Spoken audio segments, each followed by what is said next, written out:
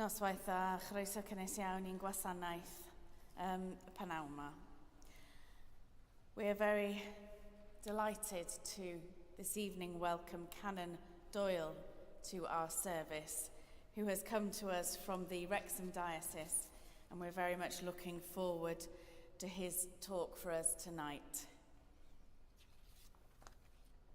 Dewch blant, grandewch arnaf, dysgaf i chwi ofyn yr arglwydd.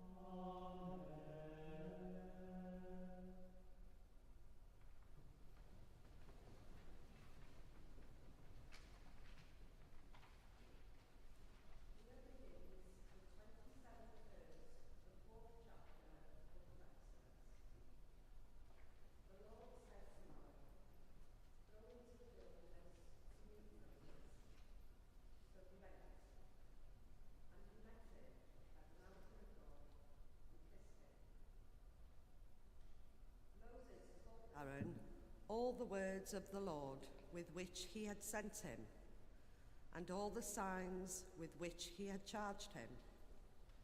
Then Moses and Aaron went and assembled all the elders of the Israelites. Aaron spoke all the words that the Lord had spoken to Moses, and performed the signs in the sight of the people. The people believed, and when they heard that the Lord had given head to the Israelites, and that he had seen their misery, they bowed. Do not diminish it, for they are lazy. That is why they cry. Let us go and offer sacrifice to our God. Let heavier work be laid on them. Then they will labor at it and pay no attention to deceptive words. So the taskmasters and the supervisors of the people went out and said to the people, "Thus says Pharaoh, I will not give you straw. Go and get straw yourselves, wherever you can find it. But your work will not be lessened in the least." So the people scattered throughout the land of Egypt to gather stubble for straw. The taskmasters were urgent, saying, "Complete your work, the same daily assignment as when you were given straw." And the supervisors of the Israelites, whom Pharaoh's taskmasters had set over them, were beaten and were asked, "Why did you not finish the required quantity of bricks yesterday and today as you did before?" Then the Israelite supervisors came to Pharaoh and cried, "Why do you treat your servants like this? No straw is given to your servants, yet they say to us, 'Make bricks.' Look how your servants are beaten. You are unjust to your own people." He said, "You are lazy. Lazy, that is why you say, 'Let us go and sacrifice to the Lord.' Go now and work, for no straw shall be given to you, but you shall still deliver the same number of bricks." The Israelite supervisors saw that they were in trouble when they were told, "You shall not lessen your daily number of bricks." As they left Pharaoh, they came upon Moses and Aaron, who were waiting to meet them. They said to them, "The Lord look upon you and judge. You have brought us into bad odor with Pharaoh and his officials, and have put a sword in their hand to kill us." Then Moses turned again to the Lord and said, "O Lord, why have you mistreated this people? Why did you ever send me? Since I first came to Pharaoh to speak in your name, he has mistreated this people, and you have done nothing at all to deliver your people." Then the Lord said to Moses, "Now you shall see what I will do to Pharaoh. Indeed, by a mighty hand he will let them go. By a mighty hand he will drive them out of his land." Here ends the first lesson.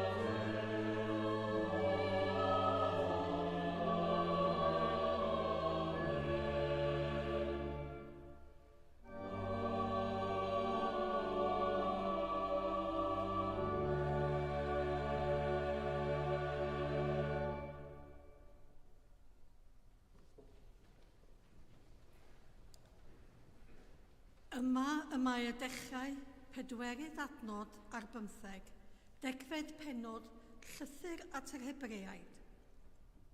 Felly gyfeillion, gan fod gennym hyder i fynd i mewn i'r cysegr drwy waed Iesu, ar hyd ffordd newydd a byw y mae ef wedi ei hagor i ni drwy'r llen.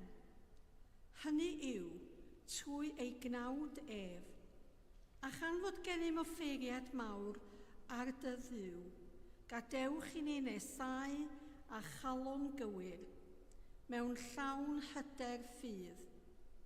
Ath calonnau wedi ei tanellu'n lân, oddi wrth cydwybod ddrwg, a'n cyrff wedi ei golchi a dŵr glân.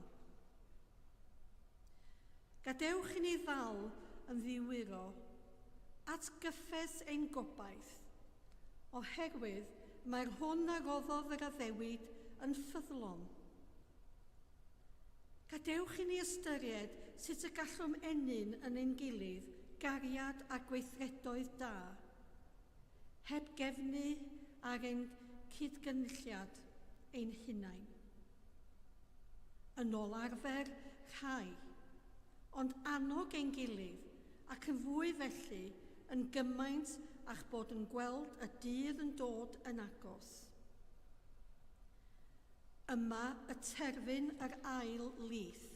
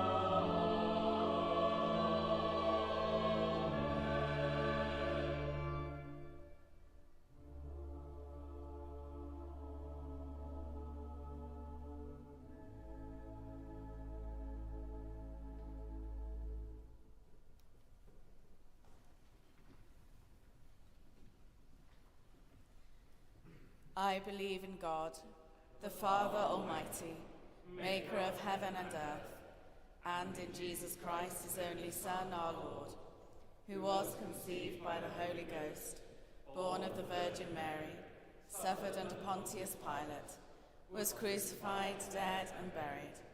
He descended into hell. The third day he rose again from the dead.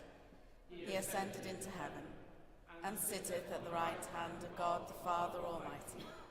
From thence he shall come to judge the quick and the dead. I believe in the Holy Ghost, the Holy Catholic Church, the communion of saints, the forgiveness of sins, the resurrection of the body, and the life everlasting. Amen.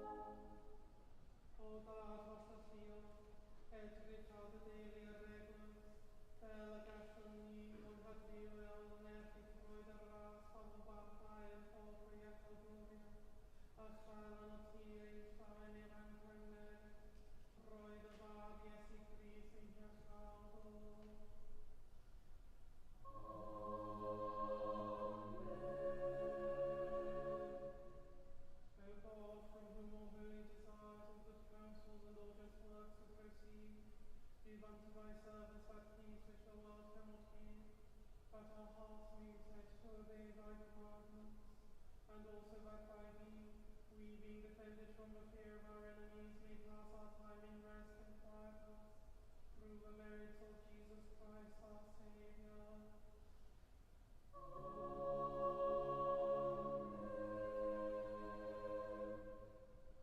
Lighten our darkness, we beseech thee, O Lord, and by thy great mercy defend us from all perils and dangers of this night, for the love of thy only Son, our Saviour, Jesus Christ.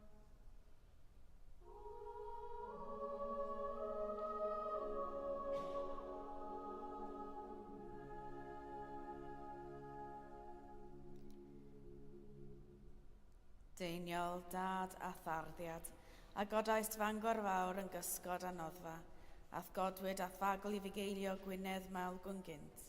Cwyd i'r uchelfannau, weddiau eilwyd dy olynydd yn y fangre hon. Fel y cyfyd gwawr ddydd, ffydd, gobaith a chariad yn ein calonnau'n fythol. Amen.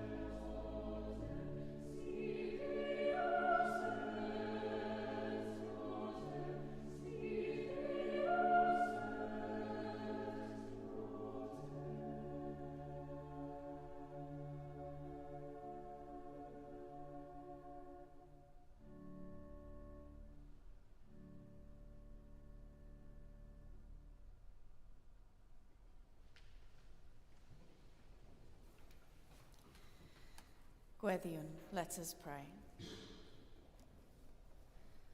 O Lord, the giver of life and source of all healing, in your mercy, draw near to us this evening. As the sun begins to set and darkness falls, let your light shine upon the wounds of our bodies, minds, and souls. May your presence be known among those who cry out for relief, and may we find our strength renewed in your promises. Through Jesus Christ, our Lord. Amen. Most merciful Father, you called Moses to speak words of freedom, yet he doubted his strength. You sent him with signs of your power, yet the people still suffered. We too carry burdens of weakness, sickness, and pain. Lord, just as you did not abandon Israel in their affliction, neither forsake us now in our need. Stretch forth your mighty hand to heal, to bring hope where there is oppression, and to make a way where there seems to be none. Through Jesus Christ, who leads us into freedom. Amen. O Lord, the fountain of living waters, we seek the wells of your healing in the deserts of our pain. As you made bitter waters sweet for your people in the wilderness, so turn our sorrows into streams of joy. We give you thanks for the places of encounter with you, and for those who guard and care for them. Let the wells of your mercy spring up in our dry and weary hearts, that we may drink deeply and be refreshed, and may we in turn become wells of grace for others. In the name of Jesus Christ, our Saviour. Amen. The grace of our Lord Jesus Christ, and the love of God, and the fellowship of the Holy Ghost be with us all evermore. Amen.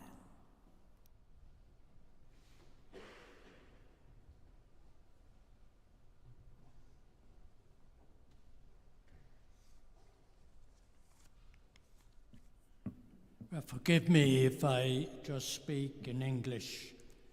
I haven't, I'm afraid, got the Welsh language on board fully just yet. In the last week or so, we've heard much in Holy Scripture about healing by our divine Lord Jesus Christ. We recall the spiritual healing of the woman at the well, the restoring of the blind man's sight, healing of the man at the sheep pool in Bethsaida in Jerusalem. And we know from elsewhere in Scripture that the apostles, and indeed others who weren't even followers of Christ, were able to heal in Jesus' name. The gift of healing continued after the apostles, and we read of many accounts of healings by saints and through their intercession. Pilgrims and others have come to St. Winifred's Well Shrine throughout most of its history, including during the Reformation, to seek healing or experience something of it. Records dating back hundreds of years are testimony to the many claimed cures from sickness and infirmity received through the intercession of Saint Winifred, and the stories of those who've come in thanksgiving for healing of themselves or others complement this testimony. Indeed, graffiti and other markings on some parts of the structure over the well also refer to some claimed healings. And there are a great many crutches at the shrine, not all on display, which may be associated with actual healings, but we can't be sure. So, when did all this start and why? Winifred was born in the early part of the 7th century in the settlement that became known as Holywell. So, talking of a saint who has been venerated for some 1400 years. She was born of Tuvid and Gwenlo, her parents. Her uncle was Bino, known to us as Saint Bino now, a priest from Mid Wales who spent some time in Holywell. And Winifred's dad, Tuvid, asked Bino to instruct Winifred in the faith, which he did, and she became devoted to God.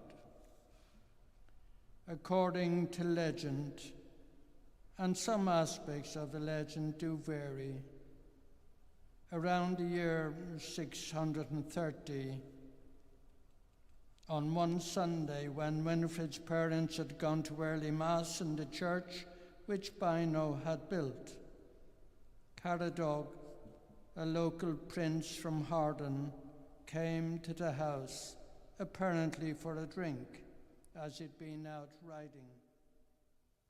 When he saw Winifred, he was rather smitten with her, and realizing that she was alone, he tried to seduce her. But Winifred managed to escape from a rear door and ran towards the church. But Caradoc, on his horse, caught up with her and cut off her head with his sword. And where her head hit the ground, a spring of water burst forth. And hearing some commotion, Tuvid and Gwenlo and Saint Bino rushed from the church, and Bino replaced Winifred's head on her body and prayed for her to be restored to life, which the Lord granted. Winifred retained a thin mark around her neck where her head had been severed. When Saint Bino left Holywell for the monastery at Clonacfire, it wasn't long before Winifred visited Rome and the relics of the apostles. Her visit is said to have renewed and strengthened her commitment to God. And so, not long after, she became a nun and retired to a convent at Gwytherin, where in time she became abbess. She lived for 22 years after her beheading and restoration to life. And through the intercession of Saint Bino, sometimes we just think of Winifred herself being the great intercessor, but on the occasion that she was restored to life, it would have been Bino who was praying for her. The cult of Saint Winifred goes back to these times, and pilgrimages to the Welsh Shrine grew particularly in the 16th and 17th centuries, despite their being forbidden generally. However, various royal persons and other dignitaries supported the shrine, including Richard II, Henry IV, Henry V, and Edward IV. And indeed, more recently in our times, King Charles, when he was Prince of Wales, he visited the shrine.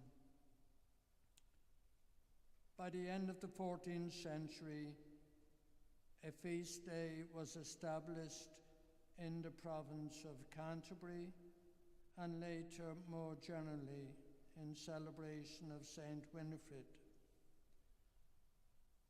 Winifred became high in the ranking of Welsh female saints, and St. Winifred's Well Shrine became one of the leading places of pilgrimage. It continues to this day and is still reputed to be a place of healing. We receive occasionally reports of claimed healings. A few examples help to actually illustrate what transpires. In October 2023, a claim was made of a couple who had been trying for a long time to have a baby, but without success. Medical investigations concluded that they had zero chance of having a child, and indeed they were even advised to choose a donor for IVF, even though there was said to be a very low chance of success. But before they started some complicated treatment, they found out at the Orthodox Church near where they lived that the Orthodox parish was planning a trip to St. Winifred's Well. They'd also been advised by an individual to visit the shrine because that person said that St. Winifred helps those who wish to have a child but can't. And the couple write, "We'd nothing to lose, and in October 2018, we visited St. Winifred's Well. We took part in the liturgy with the parish. Then one of us, the husband, immersed himself in the pool. The water was very cold. The wife, however, washed her face and arms with St. Winifred's holy water. They took some holy water with them and drank some for a number of days. And after a while, in the early March of 2019, the pregnancy test at home showed a positive result, and this result continued. Natural pregnancy occurred, and they didn't need to have any medical treatment. In early November of that year, their daughter was born. At the time of writing, she was 3 years old, and her name was Maria Winifred. In May 2024, a lady wrote to express gratitude to St. Winifred because she'd injured an eardrum, and after a visit by herself and husband to St. Winifred's Well and putting some of the holy water in her ear, the pain gradually ceased and her hearing returned. And there's an older case that was published about Miss Marion Russell from Liverpool. She was reported as saying that a miraculous cure had been performed upon her after she immersed herself in the waters at St. Winifred's Well in Holywell. She told the Universe paper that she had had a useless arm that had to be strapped to her side and that caused her several years of severe pain. After her visit to the well, she regained the full use of it, as can be seen by a picture that was published in that paper.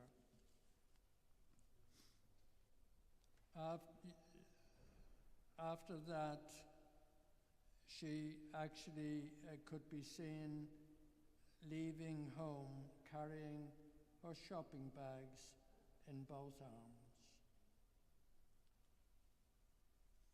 Some may be aware, too, of the story in Butler's Lives of the Saints in Volume 5, pages 121 and 2, giving an account of the healing of a priest, Father Olcorn, whose extensive missionary journeys were believed to have caused a severe ulceration and caused him much distress.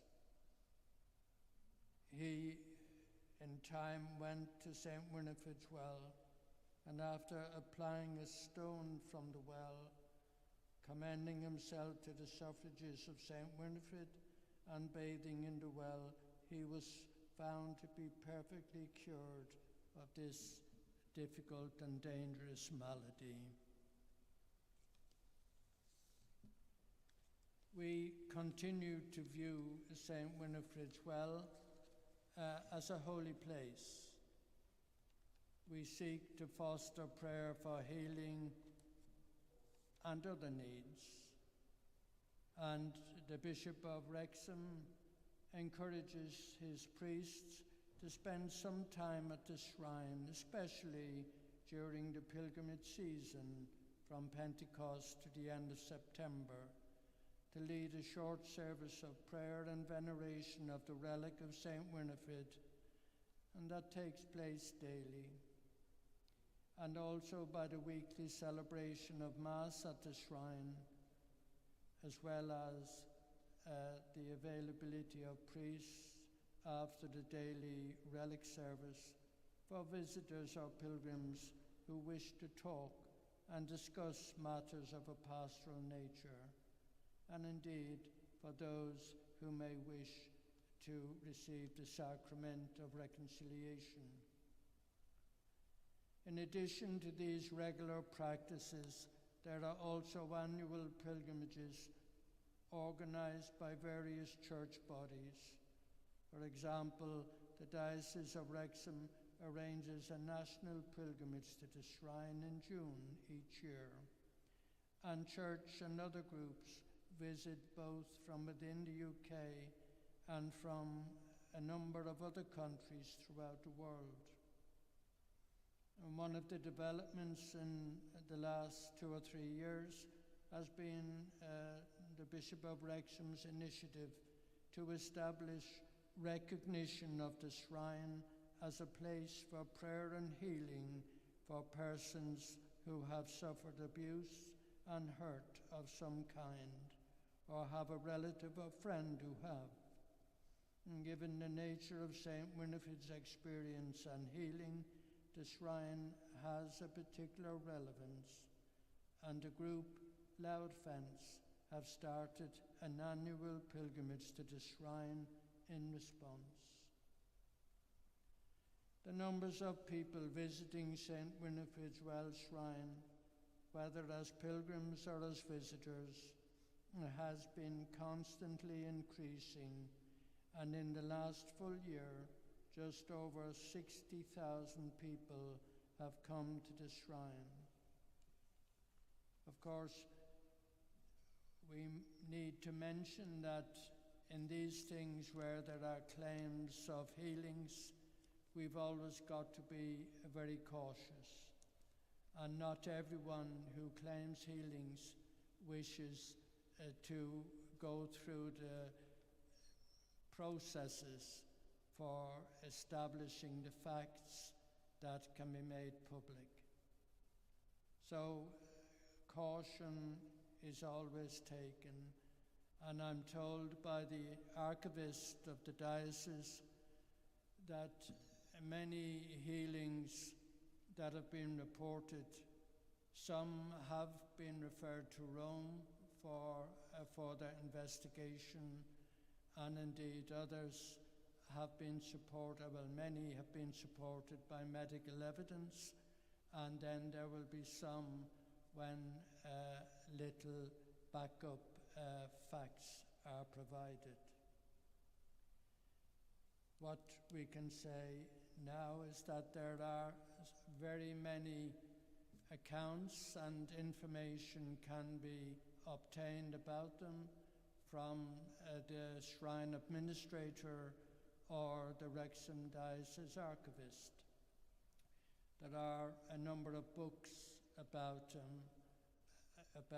and listing many of the healings that have and continue to take place. We thank God for them. We thank God for your celebration this evening, reflecting on these gifts that we continue to receive.